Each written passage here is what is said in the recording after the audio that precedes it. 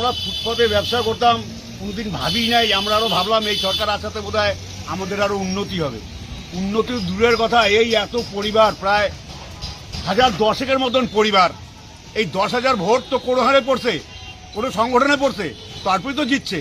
এই আমরা সকালবেলায় বলে আসলাম জয় শ্রীরাম, আর বিকালবেলা এসে আমাকে দিয়ে দিল নোটিশ যে চলো এবার বাড়িতে কি খাবো।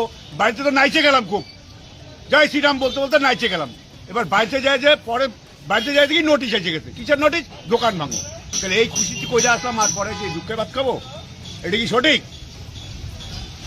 এটা সঠিক রাস্তা? আমাদেরকে সময় দিতে লাগতো কিছুদিন, 2-4-6 মাস সময় দিলাম, তোমরা চলে যাও। জানি 4বার নোটিশ দিতে, জানি আমরা 4বার নোটিশ দিলে উন্নতি হোক, এটা তো চাই আমরা। সরকার উন্নতি করার জন্যই নিচ্ছে। চারবার নোটিশ না 4বার যেই নোটিশটা লেখা আছে, 4বার আমাদেরকে নোটিশ করছে, এটা সত্যি কথা। আজকের থেকে নোটিশ করে না, অনেকদিন আমাদের আগেই চলে যাওয়া উচিত ছিল। কিন্তু এইবার আমাদের লাস্ট সময় নতুন সরকার আসছে, আমাদের একটু সময় দিতে লাগে। তো কি চাইছেন সরকারের কাছে, কি আবেদন আমাদের করবেন? পুরোনো একটা ব্যবস্থা করে দেখ, আমাদের কোনোখানে রেলের থেকে কোনো জায়গা দেখ, যেমন এটার জন্য আমদানির কাছে না চলে যায়, যে আমরাই নিতে পারবো না। যাদের দোকান ছিল তাদেরকে ডাকিয়ে বলেন যে আপনাদের কার ছিল, আমরা রেল প্লেস দিচ্ছি, আপনারা আসেন। কিন্তু ওই